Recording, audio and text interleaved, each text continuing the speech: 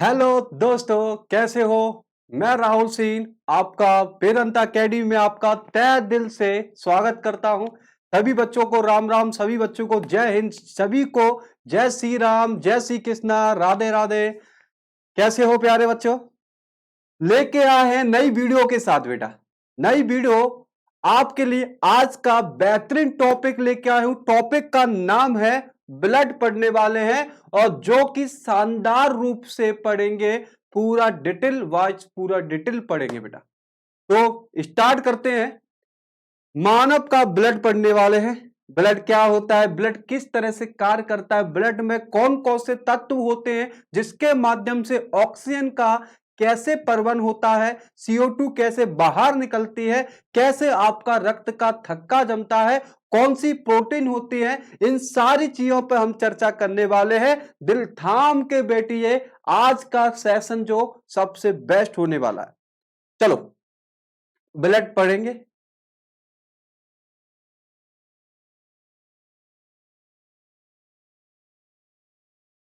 प्यारे बच्चों, अरे चलेंगे। तो ब्लड को स्टार्ट करने से पहले आपको थोड़ा टिश्यूओं की बात करते हैं। टिश्यू क्या होते हैं सबसे पहले। तो सबसे हमारा जो रक्त जो होता है, ब्लड जो होता है ना, वो एक संयोजी ऊतक होता है। संयोजी ऊतक क्यों कह रहे हैं बेटा, आपको पता है कि सबसे पहले कौन आती है, सेल से हमारा शरीर बनता है और कई सारी सेल मिलकर ऊतक का निर्माण करती हैं और कई सारे ऊतक मिलकर अंग का निर्माण करते हैं और कई सारे अंग मिलकर एक बॉडी सिस्टम का पूरे का क्या करते हैं, निर्माण करते हैं। तो सबसे पहले ऊतक क्या होता है उस बात को समझो। ऊतक हमारे शरीर, कई सारी सेल मिलकर ऊतक का निर्माण करती है। अगर मान के चले यहां पर मैं ऐसे कट लगा दूं, बहुत सारा केक निकाल लूं, यहां से केक का टुकड़ा निकाल लूं, ये बताओ इसमें एक सेल होगी या बहुत सेल होगी। तो आप कहोगे सर इसमें बहुत सारी सेल होंगी, तो इसी क्या कहते हैं, ऊतक कहते हैं। इसी तरह हमारे रक्त में भी कई प्रकार की सेल होती हैं। हमारा जो रक्त होता है वो कई प्रकार की सेल पाई जाती है, इसलिए रक्त को बेटा टिश्यू कहते हैं। टिश्यू या हम कैसे बोलते हैं, ये संयोजी ऊतक है। क्या कहते हैं, संयोजी ऊतक। अब यहां पर एक शब्द लिखा है संयोजी ऊतक, क्या कहते हैं ये बताओ। संयोजी ऊतक क्या होता है प्यारे बच्चों, ये बताओ। एक चेयर पर एक चेयर पर कुछ लोग बैठे हैं, पूरी फैमिली बैठी है। एक चेयर पर पूरी फैमिली बैठी है। इस व्यक्ति ने कुछ वस्तु को ट्रांसफर किया, तो ये वस्तु यहां से चलकर इस व्यक्ति के पास आई। ये इस व्यक्ति ने ये वस्तु को इस व्यक्ति को दिया, इसने इसको दिया, इसने इस व्यक्ति को दिया, इसने इसको दिया, इसने इसको दिया। तो बताओ, एक वस्तु सभी लोगों के पास आ रही है और सभी लोगों में घूम रही है, तो इसी को क्या कहते हैं, संयोजी होना। संयोजी को इंग्लिश में कहते हैं कनेक्टिव करना, कनेक्टिव टिश्यू। तो बेटा ब्लड भी होता है, जो रक्त जो होता है शरीर के प्रत्येक भाग तक जाता है। शरीर के प्रत्येक कोशिकाओं में, शरीर के प्रत्येक अंग में, दिमाग में जाता है, दिल में जाता है, शरीर के प्रत्येक कोशिकाओं तक कौन जाता है, रक्त जाता है। इसलिए रक्त को क्या कहते हैं, संयोजी ऊतक कहते हैं। क्योंकि रक्त सबसे बनाए रखता है, सबसे दोस्ती करे रखता है, कनेक्शन बनाए रखता है, इसलिए रक्त एक प्रकार का संयोजी ऊतक है। बात क्लियर हो रही बेटा। मैं शब्द पर लेकर चल रहा हूं, हर शब्द को तोड़ के बताऊंगा आपको। ऊतक है जो कि अन्य ऊतकों को आपस में जोड़ने का, कनेक्टिविटी रखने का कार्य करता है। या ऊतक शरीर का तापमान को नियंत्रण करता है, इन्हें हम संयोजी ऊतक कहते हैं। संयोजी ऊतक में हमारे रक्त हमारे शरीर का सबसे मुलायम ऊतक के नाम से भी जाना जाता है। ठीक है, सबसे पहले तो हमने पूरी परिभाषा देख ली, ये किस अवस्था में होता है, द्रव अवस्था में होता है। रक्त जो होता है हमारे शरीर के तापमान को क्या करता है, नियंत्रण करता है। रक्त के माध्यम से हमारा तापमान, शरीर का तापमान ना तो ज्यादा होता ना कम होता, तो ये शरीर का तापमान को क्या करता है, कंट्रोल। और किस अवस्था में होता है, तो लिक्विड अवस्था में, द्रव अवस्था में ये हमारा रक्त होता है। अगर हम बात करें बेटा संयोजी ऊतक, कनेक्टिव टिश्यू कौन कौन होते हैं? एक तो रक्त हो गया, दूसरा संयोजी ऊतक होता है आपकी हड्डियां हो गई, तीसरा संयोजी ऊतक आपका उपास्टिक कार्टिलेज हो गया, और चौथा आपका हमारा सबका संयोजी ऊतक जो होता है वो लसिका हो गई। तो ये 3-4 प्रकार के जो ऊतक है वो सारे के सारे संयोजी ऊतक है, जिनमें से हम आज पढ़ने वाले हैं, जिनमें से हम आज पढ़ेंगे प्यारे बच्चों रक्त। ठीक है, पूरा डिटेल ले लेंगे बेटा, आपको किसी प्रकार का पॉइंट नहीं छोड़ेंगे। आपको अच्छे से पीपीटी, बस अच्छे से पीपीटी को पढ़ लेना, आपका काम हो जाएगा। कहने का अर्थ है रक्त एक प्रकार का कैसा ऊतक है? संयोजी ऊतक है। क्यों? बता चुका हूं, सबसे दोस्ती बनाए रखता है, शरीर के प्रत्येक ऑर्गन को क्या देता है? रक्त देता है। रक्त के अध्ययन को क्या कहते हैं? हिमेटोलॉजी कहते हैं। जब भी रक्त बनता है बेटा, देखो छोटे बच्चों में रक्त कम होता है, बड़े बच्चों में रक्त ज्यादा होता है। जब भी आप रक्त दान करते हो, किसी को रक्त देते हो, तो बेटा रक्त शरीर से बाहर निकल गया, नया रक्त बनता है। जब आपके शरीर में नया रक्त बनता है, उस अध्ययन करना, उस अध्ययन को क्या कहते हैं? हिमेटोलॉजी कहते हैं। क्या कहते हैं? हिमेटोलॉजी। ठीक है, मानव शरीर में कुल भार का कितना परसेंट? 7% रक्त होता है। मान के चलें किसी का भार 70 किलो है, किसी का भार 70 किलो का, इसका 7% निकाल दोगे बेटा, ऊपर नीचे हो सकता है, परसेंटेज पूछा जाए कि परसेंट के आधार पर शरीर का भार का कुल कितना परसेंट रक्त होता है, तो आपका आंसर क्या होगा? 7%। आप इसका परसेंट निकालोगे तो ऊपर नीचे हो सकता है बेटा, परंतु भार का कितना परसेंट होना चाहिए? 7। रक्त का पीएच मान, पावर ऑफ वैल्यू, जो हाइड्रोजन वैल्यू पूछा जाती है 7.4 होता है। अर्थात रक्त कैसा होता है? क्षारीय होता है। यह भी ध्यान रखेंगे। अभी हम बेसिक पॉइंट लेकर चल रहा हूं, फिर आपको हर तरह से कॉन्सेप्ट पूरा बताऊंगा। रक्त के निर्माण की प्रक्रिया को क्या कहते हैं? हीमोपाइसिस। जब रक्त नया बनता है, अध्ययन को क्या कहते हैं? हिमेटोलॉजी। और जब रक्त का निर्माण होता है, नया रक्त बनता है, इस प्रक्रिया को हीमोपाइसिस कहते हैं। रक्त की उत्पत्ति भ्रूण की कहां पर होती है? मीजोडर्म। अब प्रश्न उठेगा, सर मीजोडर्म क्या होती है? ये जनन स्तर लेयर होती है, जनन स्तर होता है। जैसे ही आपको पता है एक बच्चा मां के गर्भ में जन्म लेता है तो उसके अंदर 3 लेयर बनती है, मीजोडर्म, एंडोडर्म, एक्टोडर्म। 3 प्रकार की लेयर होती है। ये 3 प्रकार की लेयर शरीर बच्चे के अंगों का निर्माण करती है, बच्चों के अंगों का निर्माण करती है। मीजोडर्म आपको पता है कि हृदय का निर्माण करती है, इसके द्वारा बेटा हृदय का निर्माण होता है। मीजोडर्म के द्वारा किसका निर्माण होता है? हृदय का निर्माण होता है। इसी तरह रक्त की उत्पत्ति भ्रूण के किस में होती है? मीजोडर्म में। तो रक्त कहां पर बनता है? कौन सी जनन स्तर लेयर में बनता है? तो आप बताओगे रक्त बनता है मीजोडर्म में। भूल मत जाना प्यारे बच्चों।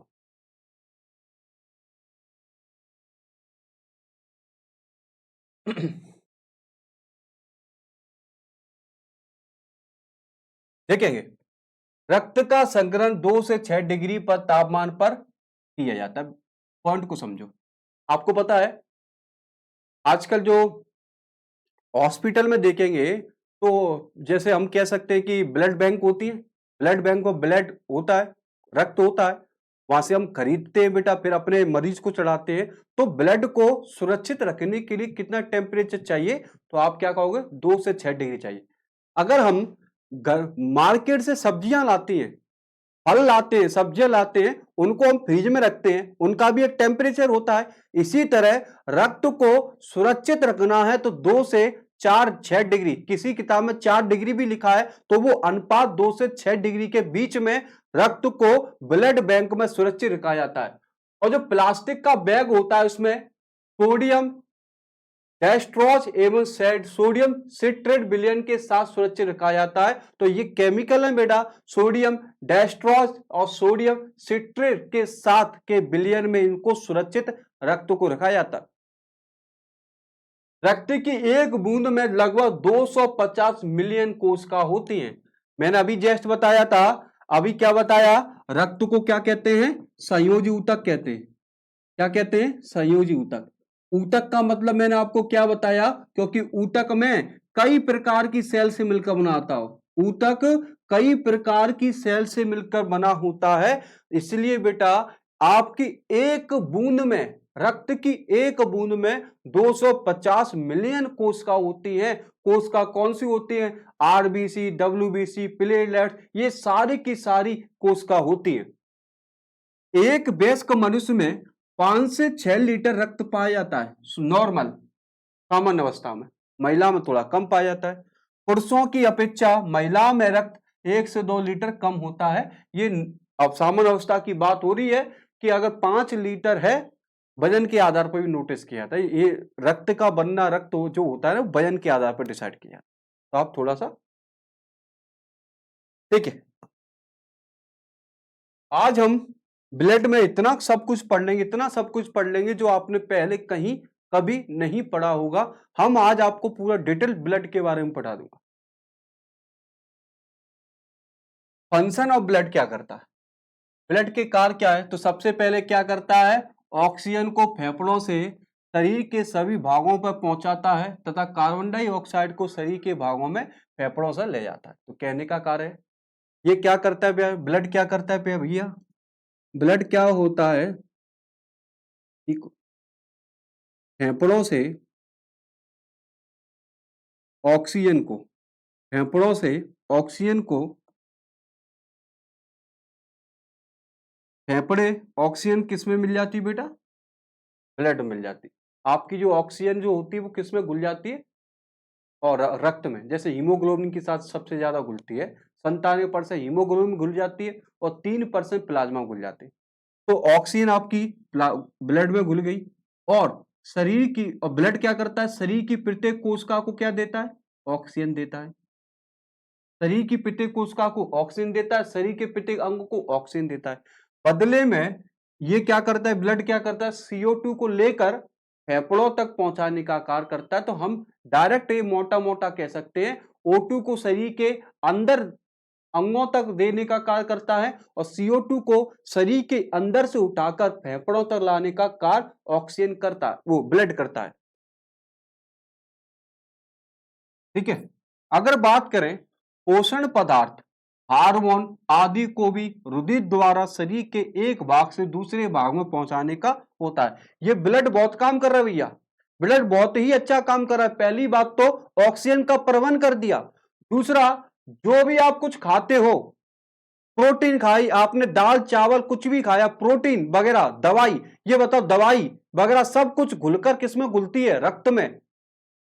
तो दवाई हो गई आपकी, ग्लूकोज हो गया आपका, किसमें घुल आकर मिल जाता है, रक्त में। तो रक्त के माध्यम से वो परिवहन होता है। हार्मोन जो आपको, आपके शरीर का बदलाव करते हैं, आपके शरीर को चेंज करते हैं, हार्मोन भी किसके माध्यम से चलते हैं बेटा, रक्त के माध्यम से। रक्त में घुले होते हैं, तो हार्मोन का परिवहन भी रक्त के माध्यम से होता है। शरीर के तापमान को कंट्रोल करने का कार्य भी कौन करता है, रक्त करता है। रक्त में प्लेटलेट्स के माध्यम से रक्त का थक्का का निर्माण करता है। तो अभी तो ये बताएंगे सब प्लेटलेट्स क्या होता है, तो अभी तो आप दिल थाम के बैठ दीजिए, अभी आपको कुछ नहीं बताऊंगा प्लेटलेट्स क्या होता है, क्योंकि आरबीसी पहले पढ़ेंगे, डब्ल्यूबीसी फिर प्लेटलेट्स, बहुत कुछ पढ़ाना है। रक्त का थक्का जमाने में ब्लड प्लेट्स का कार्य होता है। ठीक है, अब हम एक एक करके पूरा पढ़ने वाले प्यारे, पूरा A to Z अच्छे से सीखना बेटा। मेरा एक मुख्य उद्देश्य होता है कि मैं हर चीज को सिखाने की कोशिश करता हूं, इसलिए कई कई बार तो मैं शब्दों को 2 से 3 बार रिपीट कर देता हूं। मैं चाहता हूं कि देखो बेटा, आप जिस जगह से पढ़ रहे हो, आज भी हम अवस्था में पढ़ रहे हैं बेटा, तो मैं कीमत जानता हूं पैसों की। तो पैसे कैसे खरीदते हैं बेटा कोर्स, तो मैं चाहता हूं कि आप हर चीज को समझने की कोशिश करना। आज जिस ब्रेंच पर आप बैठ के पढ़ते हो, उसी ब्रेंच पे आज हम भी बैठ के पढ़ते हैं। तो कोशिश यही रही कि आपको मैं ज्यादा से ज्यादा प्रोवाइड करूं। रुधिर 2 भागों से मिलकर बनाता है। रुधिर कितने भागों से, रुधिर के 2 भाग होते भैया। कितने भाग, 2 भाग। एक कौन सा होगा, दूसरा कौन सा होगा, आइए जानते हैं। ठीक बेटा, होता है पहला रुधिर का, रुधिर में एक भाग कौन हो, प्लाज्मा होता है। अब कहोगे सर प्लाज्मा क्या होता है, बता रहा हूं। दूसरा भाग होता है रुधिर, ब्लड कार्पल्स या रुधिर कोशिका होती है। दूसरा भाग रुधिर कोशिका होती है, पहला भाग प्लाज्मा होता है। अगर मैं बात करूं प्लाज्मा और रुधिर कोशिका में, रक्त में कितने प्रकार की कोशिका होती है, अगर प्रश्न उठा रक्त में कितने प्रकार की होती है, पहली होती है आरबीसी, दूसरी होती है डब्ल्यूबीसी, तीसरी होती है रुधिर प्लेटलेट्स। तो बेटा रक्त में तीन प्रकार की कोशिका हैं, पहले एरिथ्रोसाइट, दूसरा ल्यूकोसाइट, तीसरा होता है थ्रोम्बोसाइट। ये तीनों प्रकार की कोशिका रक्त में पाई जाती हैं। अगर अगर अगर बात करें और देखो बेटा, देखिए अगर हम ल्यूकोसाइट की बात करें, ल्यूकोसाइट में भी दो प्रकार होता है, कड़काकार होता है, अकड़काकार होता है। इसको हम बिल्कुल आगे चल के पूरा डिफाइन करने वाले, अभी मैं यहां पर थोड़ा मोटा मोटा बता रहा हूं बस संरचना के आधार पर।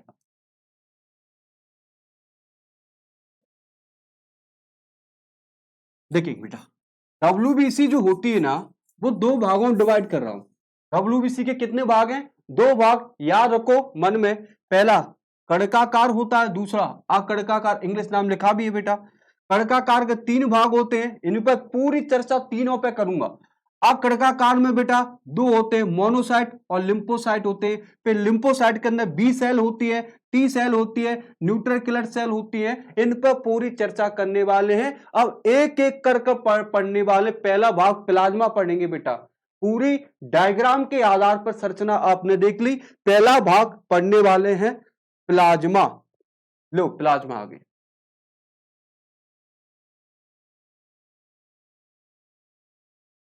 पहला भाग प्लाज्मा की ओर बात करें, क्या है सबसे पहले आपको बता दें, हल्के पीले रंग का होता है, जो कि चिपचिपा होता है और क्षारी होता है। प्लाज्मा देखो, ये है प्लाज्मा। रक्त में से देखो, रक्त के दो भाग कर दी, एक ऊपर वाला क्या हो गया प्लाज्मा हो गया, नीचे वाले रक्त कोशिका हो। तो रंग कैसा आपको दिखाई दे रहा है, तो रंग आपको पता है पीला दिखाई दे रहा है। परंतु इसका माध्यम पूछा जाए तो ये कैसा होगा, क्षारीय माध्यम होगा, अम्लीय माध्यम नहीं होगा। जब ब्लड 7.4 होता है, ब्लड का पीएच कितना होता है 7.4 होता है, ब्लड ही क्षारीय होता है, तो बेटा प्लाज्मा भी कैसा होगा, क्षारीय होगा। बेटा देखेंगे प्लाज्मा रुधिर का 55 से 60% बनाता है। देखो देखो देखो, ये ये देखेंगे, ये रक्त है, प्लाज्मा कितने परसेंट बना रहा है, रक्त में प्लाज्मा कितने परसेंट है, 55% है। और रक्त सेल कितनी है, तो आप कहोगे कणिका कितनी है, 45% तो रक्त में सबसे ज्यादा कौन पाया है, तो आप कहोगे सर प्लाज्मा पाया जाता है। रक्त कोशिका या रक्त कणिकाएं इतनी ज्यादा नहीं पाई जाती। देखो लिखा भी यहां पर प्लाज्मा कितने परसेंट, 55%, और ये कितने परसेंट, 45% होता है। तो प्लाज्मा हमारे रक्त में सबसे ज्यादा पाया जाता है। इसमें 90% जल होता है, 7% प्रोटीन होती है, और 1% समथिंग, 3% की समथिंग बात करेंगे कार्बनिक पदार्थ होते हैं। तो प्लाज्मा के अंदर क्या क्या होता है, तो आपको बता दें 90% तो वाटर होता है, इसके अंदर भैया, इसके अंदर जल होता है, कार्बनिक पदार्थ होते हैं, कार्बनिक पदार्थ होते हैं, प्रोटीन भी होती है प्लाज्मा के अंदर। और जल कितना होगा, 90 से 92% मान लो, किसी किताब में 92 में 93 में लिखा है। कार्बनिक पदार्थ की बात करें 2 से 3%, प्रोटीन 7%। ये आपको याद रखते हुए चलना है कि इसमें कौन कौन से पदार्थ सबसे ज्यादा होते हैं। तो प्लाज्मा में जल सबसे ज्यादा होता है। रक्त का जल वाला भाग प्लाज्मा कहलाता है, ठीक है। प्रोटीन भी 7% होती है, कार्बनिक पदार्थ और अकार्बनिक पदार्थ ये सारे चीज प्लाज्मा के अंदर पाए जाते हैं। प्लाज्मा में fibrinogen protein, globulin protein, albumin protein पाई जाती है। और फाइब्रिनोजन प्रोटीन रक्त का थक्का बनाने में सहायता देती है। वो ग्लोब्यूलिन प्रोटीन प्रतिरक्षा तंत्र के निर्माण में सहायक होती है, और एल्ब्यूमिन प्रोटीन विभिन्न पदार्थ को परासन का कार्य करती है। दोनों की बात कर लेते हैं। पहला है ये जो प्रोटीन है प्यारे बच्चों,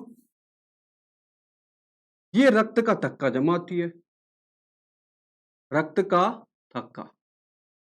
एल्यूमिनियम प्रोटीन होती है, प्रतिरक्षा बनाती है, आपकी इम्यूनिटी बनाए रखती है।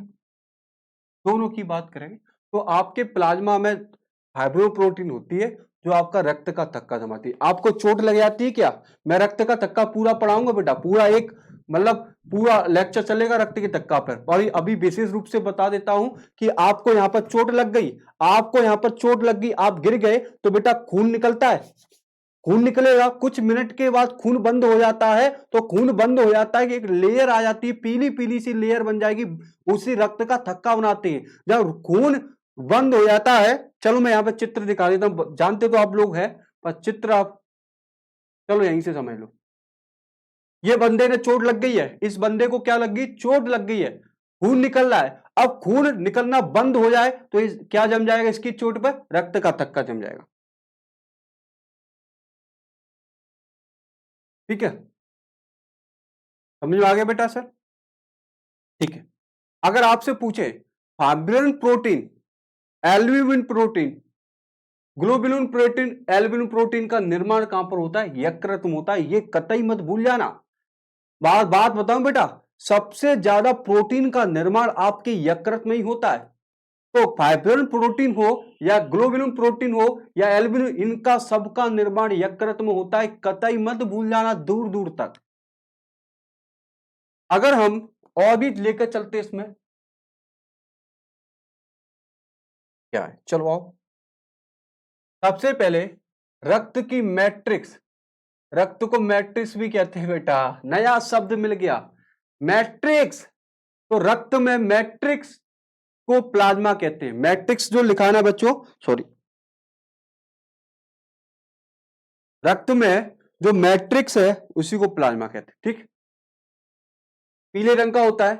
प्लाज्मा का हल्का पीला रंग किसके कारण होता है? बिलिरुबिन के कारण। ये पॉइंट भी याद रखना पड़ेगा कि प्लाज्मा का हल्का पीला रंग किसके कारण होता है? बिलिरुबिन का कारण होता है। अगर हम प्लाज्मा के संगठन की बात करें, कंपोजिशन की बात करें, इसमें क्या क्या पाया जाता है, तो बात करें कि 90 से 92% वाटर पाया जाता है, 8 से 10% इसमें कार्बन या कार्बनिक पदार्थ होते हैं। और बेटा इसमें क्या लिखा था, थोड़ा चेक कर लेते हैं, यहां उल्टा सुल्टा तो नहीं लग गया।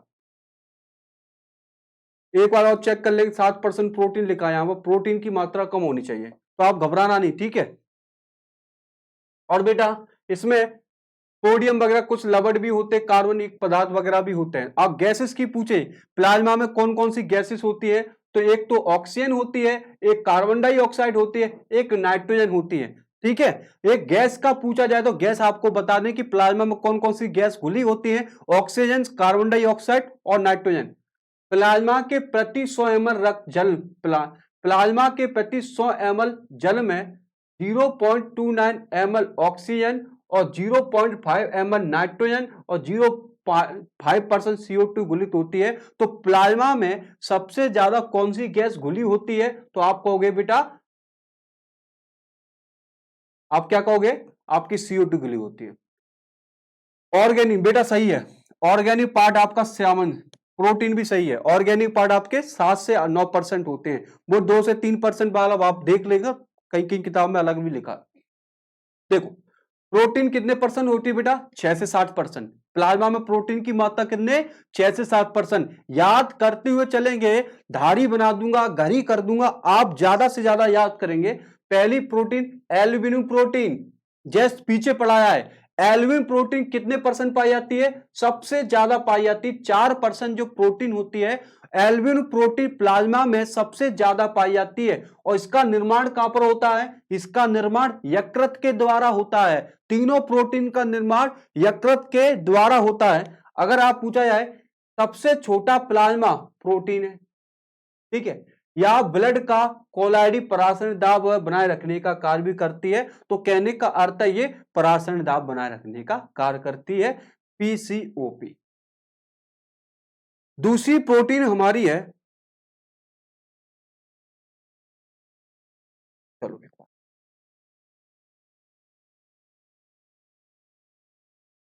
अब बात करें, एल्ब्यूमिन प्रोटीन हो गया, अब आते हैं ग्लोबुलिन प्रोटीन। ये कितने परसेंट प्लाज्मा में कितने परसेंट होती है प्यारे बच्चों? ग्लोबुलिन प्रोटीन प्लाज्मा में लगभग 2 से 5% के बीच में होती है, ऊपर नीचे थोड़ा सा 2 और 2.5% के बीच में होती है, 2.5% के समथिंग ये प्रोटीन होती है। रक्त में एल्ब्यूमिन और ग्लोबुलिन का अनुपात कितना होगा? ये 2:2 होगी, क्योंकि आपको पता है एल्ब्यूमिन प्रोटीन ज्यादा होती है, ग्लोबुलिन प्रोटीन कम होती है, तो इनका अनुपात पेपर में पूछा जाएगा कि रक्त में एल्ब्यूमिन प्रोटीन और ग्लोबुलिन प्रोटीन का अनुपात कितना होना चाहिए, तो अनुपात आपका 2:1 होता है। इस बात को आप क्लियर करते चले।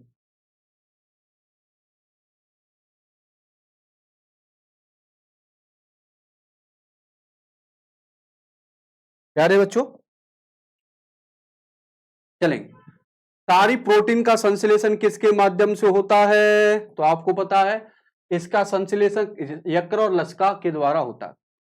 यह शरीर में रसायनों का प्रबंधन करने के साथ जीवाणु, वायरस और अनेक स्रावी विषाक्त पदार्थों को नष्ट करनी है। ये प्रोटीन क्या करती है? आपको जीवाणुओं को, वायरसों को नष्ट करने के साथ केमिकल रिएक्शन कराने में भी सहायता करती है। तो इतनी सी बात आप थोड़ा सा याद रखते हुए चले। रक्त में 3 प्रकार ग्लोबुलिन होते हैं। ग्लोबुलिन के भी 3 प्रकार है बेटा। ग्लोबुलिन प्रोटीन का परसेंट हमने 2 से 2.5% देखा था। अब देखने ग्लोबुलिन प्रोटीन के भी 3 प्रकार है, alpha beta gamma. Alpha beta gamma protein जो है ना बेटा, अल्फा ग्लोबुलिन यकृत में होता है, जो कि सीओ का क्या करते हैं? प्रबंधन करते हैं बेटा। बीटा ग्लोबुलिन की बात करें, इसका निर्माण कहां पर होता है? यकृत में होता है बेटा। ये क्या करते हैं? आयरन का प्रबंधन करते हैं। क्या करते हैं बेटा? आयरन का, एपी का प्रबंधन करते हैं। अगर गामा की बात, अल्फा गामा बीटा की बात करें, ये जो होता है लसिका अंगों में बनती है, ठीक है, गामा। ठीक, क्लियर हो रहा है बेटा? हर तरह से ये प्रश्न कहीं नहीं थे, इसलिए आपको ढूंढ ढूंढ कर निकाल के बता रहा हूं बेटा। अब बात करें प्रोथ्रोम्बिन प्रोटीन, प्लाज्मा में प्रोथ्रोम्बिन प्रोटीन कितने परसेंट होती है? तो परसेंट आपका 0.3% आपकी प्रोथ्रोम्बिन प्रोटीन आपके प्लाज्मा में होती है। और सबसे ज्यादा प्लाज्मा में क्या पाया जाता है? जल पाया जाता है। फाइब्रिनोजन प्रोटीन, प्लाज्मा में फाइब्रिनोजन प्रोटीन कितने परसेंट होती है? ये भी 0.3% होती है। सबसे ज्यादा प्रश्न आएगा बेटा, सबसे ज्यादा प्रोटीन कौन सी पाई जाती है प्लाज्मा में? तो आपका आंसर एल्ब्यूमिन प्रोटीन होती है। यही प्रोटीन बताई थी आपको बेटा, सबसे ज्यादा एल्ब्यूमिन प्रोटीन होती है। उससे कम और कौन सी होती है? ग्लोबुलिन प्रोटीन होती है। प्रोथ्रोम्बिन और फाइब्रिनोजन प्रोटीन का परसेंट आपको ध्यान रखना है, 0.03% होती है बेटा। सबका यकृत द्वारा होता है। फाइब्रिनोजन सबसे बड़ा प्लाज्मा प्रोटीन होती है, सबसे बड़ा बेटा। आपको बताऊं परसेंट के आधार पर तो कम है, परंतु आपको रक्त का थक्का बनाने में इनके वर्किंग सिस्टम के आधार पर देखा जाए तो सबसे बड़ा प्लाज्मा प्रोटीन पूछा जाए तो आपका क्या आंसर लाओगे? Fibrinogen protein. प्रश्न को सुनो, प्लाज्मा का सबसे बड़ा प्रोटीन पूछा जाए तो फाइब्रिनोजन प्रोटीन है, और सबसे छोटा प्रोटीन पूछा जाए, सबसे प्लाज्मा का सबसे छोटा प्रोटीन कौन सा है? Albumin protein. क्या मेरी बात आपको क्लियर हुई? ठीक। इसमें कार्बनिक पदार्थ देख लेते हैं। चलो, कार्बनिक पदार्थ कौन से होते हैं? तो कार्बनिक पदार्थों की मात्रा कहीं 7 लिखी है, कहीं 2 लिखी है, 3 लिखी है। इतना घबराना नहीं सर।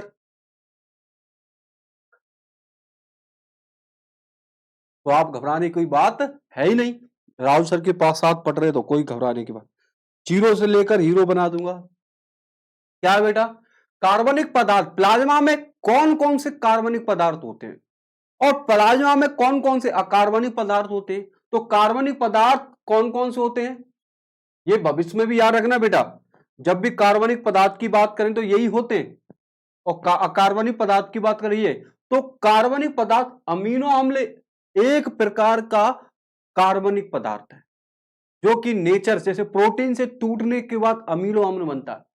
ग्लूकोज एक प्रकार का कार्बनिक पदार्थ है जो कि भोज्य पदार्थों से प्राप्त होता है। फास्फोलिपिड, कोलेस्ट्रॉल, हाइब्रिडन protein, prothrombin protein, albumin protein, ये सारे के सारे प्रोटीन जो है वो आपके कार्बनिक पदार्थ का हिस्सा है। और हम यहीं से बात करें कि अकार्बनिक पदार्थ कौन से हैं, तो बेटा जो केमिकल जो होते हैं, केमिकल प्रयोगशाला में बनाए जाते केमिकल, सोडियम क्लोराइड हो गया, सोडियम बाइकार्बोनेट हो गया, कैल्शियम हो गया, पोटेशियम हो गया, मैग्नीशियम हो गया, ये सारे के सारे जो होते हैं अकार्बनिक पदार्थ होते हैं। ठीक है, कोई दिक्कत?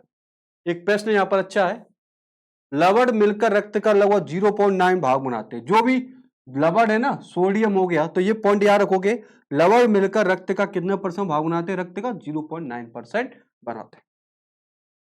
ठीक है, कोई दिक्कत होनी नहीं चाहिए।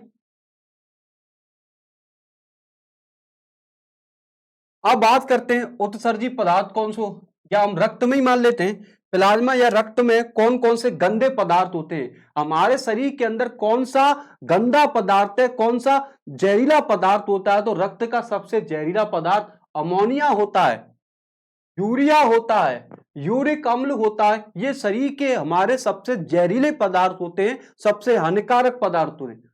हमारे रक्त में कौन सी गैस घुली होती है? तो ऑक्सीजन, नाइट्रोजन, और ये सारी की सारी गैस शरीर के अंदर प्रवेश होती है। रक्त हार्मोन्स और एंटीबॉडी में हृदय प्लाज्मा में घुले रहते हैं। ओ हो, हार्मोन्स और एंटीबॉडी, ये प्रश्न कितना धमाकेदार है कि सर हमारे हार्मोन्स कहां पर पाए जाते हैं? ये तो सबको पता है कि हार्मोन जो होता है वो रक्त में घुला रहता पाए जाते हैं, पर रक्त के किस भाग में होते हैं? तो रक्त के प्यारे बच्चों, ये प्लाज्मा में। तो ध्यान रखेंगे, एंटीबॉडी जो आपको रोगों से लड़ने के लिए आपकी ताकत बनाती है, इम्यूनिटी को बनाती है। एंटीबॉडी, एंटीजन आपने सुना होगा बेटा, ब्लड ग्रुप में पढ़ेंगे अभी आगे। तो हार्मोन हो गया, एंटीबॉडी हो गया, ये सारे के सारे आपके प्लाज्मा में घुले होते हैं। केंचुआ, एनिलिला में हीमोग्लोबिन प्लाज्मा में घुला रहता है, तो ये केंचुआ वगैरह में भी ठीक है देखने को मिलेगा। सीरम क्या होता है प्यारे बच्चों? सीरम, प्लाज्मा पढ़ लिया, अब सीरम क्या होता है? सबसे पहले इसको चेकआउट करते, जब प्लाज्मा में से, भैया सीखेंगे, जब प्लाज्मा में से कौन सी प्रोटीन निकाल ली जाए? Fibrinogen protein. इसलिए को तो कह रहा था फाइब्रिनोजन प्रोटीन सबसे महत्वपूर्ण प्लाज्मा प्रोटीन है। सबसे महत्वपूर्ण प्लाज्मा प्रोटीन कौन सी थी? Fibrinogen protein. याद नहीं आ रहा तो देखो, अभी जस्ट बताया है, बताया है क्या नहीं? फाइब्रिनोजन प्रोटीन सबसे बड़ा प्लाज्मा प्रोटीन है, इसलिए बता रहा हूं। अब सीरम समझो, सीरम क्या है? सीरम क्या है? सीरम, इतना भयंकर सर हल्ला कर रहे हो आप लोग। सीरम की बात करें, अगर प्लाज्मा में से कौन सी प्रोटीन हटा दे, फाइब्रिनोजन प्रोटीन को निकाल ले, तो प्लाज्मा को क्या कहते हैं? सीरम कहते हैं। समझ में आ गया? प्लाज्मा, सीरम, पहली बात तो प्लाज्मा का ही भाग होता है, प्लाज्मा का भाग होता है, परंतु इसमें से क्या निकाल ली जाए? फाइब्रिनोजन प्रोटीन निकाल लिया है। आपको चित्र में दिखाई दे रहा होगा बेटा कि सीरम प्लस प्लाज्मा, तो सीरम प्लाज्मा क्लोटिंग फैक्टर, तो इसमें से बेटा आपको पता ये WBC होगी, RBC होगी, प्लाज्मा होगी, इसमें चित्र में नहीं दिया, तो आपको सीरम आपको पता चला गया। सीरम में क्या होता है? फाइब्रिनोजन प्रोटीन निकाल ली जाती है, तथा शेष प्लाज्मा को सीरम कहा जाता है। विज्ञान जिस शाखा के अंतर्गत सीरम का अध्ययन किया जाता है, आपको पता है जब कोरोना चला था तो सीरम की टेस्टिंग हो रही, सीरम दो, सीरम दो, सीरम आगे, जो व्यक्ति खत्म मतलब कि सही हो रहे थे उनका सीरम मांग रहे थे। क्यों? क्योंकि वो एंटीबॉडी बनाने में सहायता होता है कि सीरम में कौन बनते हैं? एंटीबॉडी बनाते हैं। तो सीरम डॉक्टर ले रहे थे, जो व्यक्ति कोरोना से ठीक हो रहे थे, तो सीरम हमारे शरीर में एंटीबॉडी बनाता है, रोगों से लड़ने की क्षमता को बनाए रखने का। सीरम के अध्ययन को क्या कहते हैं? सीरोलॉजी कहते हैं। सीरम के अध्ययन की जब भी बात करेगी तो उसे क्या कहते हैं बेटा? सीरोलॉजी कहते हैं।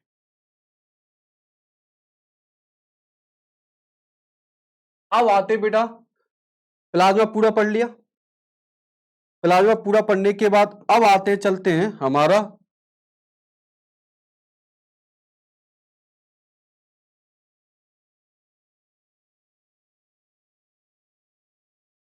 देखो, ब्लड कार्पल या ब्लड कणिकाओं की बात करें तो ब्लड कणिका कितनी परसेंट होती है? 40 से 45%। आपके ब्लड में प्लाज्मा 55% था, और ब्लड कार्पल जो थे या ब्लड कोशिका कह लो, कणिका कह लो, कुछ भी कह लो, वो आपकी 40 से 45% होती है। ब्लड कणिका जो होती है वो 3 प्रकार की होती है। आपके रक्त में ब्लड कणिका कितने प्रकार की? 3। पहला होता है आरबीसी, दूसरी कौन सी होती है? डब्ल्यूबीसी, तीसरी कौन सी होती है? प्लेटलेट्स। ये तीनों की तीनों आपके रक्त के अंदर पाई जाती है। देखिए बेटा, आरबीसी का एक और नाम है बेटा, एरिथ्रोसाइट। ये याद कर लो बेटा। कई बार प्रश्न पूछा जाता है कि एरिथ्रोसाइट का जीवन काल क्या होता है। आपने डब्ल्यूबीसी याद किया है, एरिथ्रोसाइट आपको नाम पता नहीं है, तो एरिथ्रोसाइट ही डब्ल्यूबीसी है।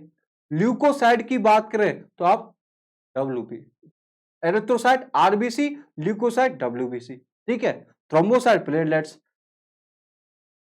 अब हम एक एक करके पढ़ने वाले हैं कि ये क्या है। चल,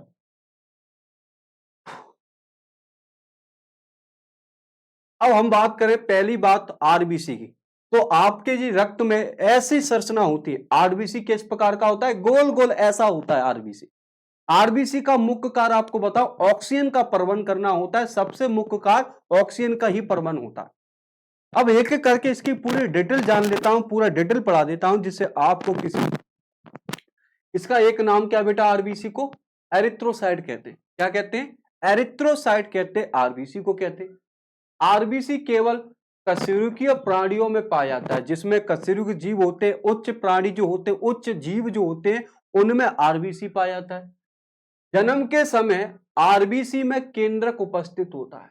आहा, वैसे जन्म होता है बच्चे का, ओए ओए ओए जन्म होता है ना बेटा, जब उसकी आरबीसी में केंद्रक होता है। क्या होता है? आरबीसी में केंद्रक होता है। जैसे ही बच्चा वयस्क अवस्था तक पहुंच आता है, तो धीरे धीरे केंद्रक लुप्त हो जाता है, अर्थात स्तनधारी की आरबीसी में केंद्रक नहीं पाया जाता। उभयतल होती है और केंद्रक नहीं पाया। पहली बात, दो बात बता रहा हूं, आरबीसी, हमारी आरबीसी में केंद्रक नहीं पाया जाता। बच्चा थे, जन्म लिया तब केंद्रक था, और जैसे ही बड़े हो गए तो आरबीसी में कतई केंद्रक नहीं आता। ध्यान रखना, आरबीसी की संरचना कैसी होती? उभयताल। उभयताल देखो उठी हुई दिखाई दे रही है क्या? थोड़ी सी उठी हुई दिखाई दे रही है, तो ये बात ध्यान रखना। आरबीसी का क्या कहते हैं? एरिथ्रोसाइट कहते हैं। आरबीसी में केंद्रक नहीं पाया जाता। आरबीसी की संरचना उभयताल होती है। एक स्वस्थ मनुष्य के शरीर में इनकी संख्या कितनी होती है? 45 से 50 लाख प्रति घन मीटर तक होती है। बहुत होती है बेटा देखने में। यहां पर और समझने की कोशिश करें बेटा, ये लिखा भी उधर ही है बेटा। क्या है? एरिथ्रोसाइट स्तनधारी में उभयताल होता है, वृत्ताकार होता है, केंद्रक रहित होता है। तो केंद्रक रहित का मतलब इसमें कोई भी केंद्रक नहीं होता। आरबीसी में, आरबीसी में उत्पत्ति के समय केंद्रक उपस्थित होता है, जन्म के समय, लेकिन परिपक्व के दौरान विलुप्त हो जाती है। परिपक्व आरबीसी केंद्रक रहित होती है, अर्थात इसमें कोई भी केंद्रक नहीं पाया जाता। पर एक जीव है बेटा, ऊंट और लामा, एक ध्यान रखेंगे, एक जीव है ऊंट और लामा, उनकी आरबीसी में केंद्रक पाया जाता है। उनकी आरबीसी में केंद्रक पाया जाता है। वैसे किसी भी स्तनधारी जीव में जो बच्चे देते हैं उनमें केंद्रक नहीं पाया जाता आरबीसी में, परंतु ऊंट और लामा में आरबीसी। अब आपको उसे, ऊंट तो जानते हो रेगिस्तान का जहाज कहते हैं, पर लामा क्या होता है? ये रहा, ये ऊंट जैसा ही दिखाई दे रहा है क्या? ये चित्र डाला है, ये ऊंट जैसा दिखाई दे रहा है। ऊंट के भांति जो होता है इसी को लामा कहते हैं।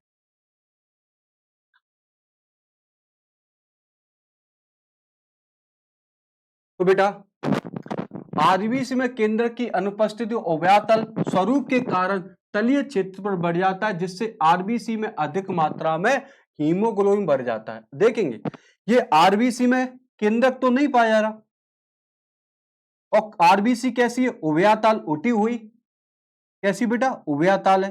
देखना बेटा, आरबीसी में केंद्रक नहीं है, और आरबीसी की संरचना कैसी? उभयताल, क्योंकि इसमें सबसे ज्यादा आरबीसी में क्या आ सके बेटा? हीमोग्लोबिन भर सके। तो हीमोग्लोबिन किसमें पाया जाता है? आरबीसी के अंदर, जो कि रक्त का परिवहन करता है।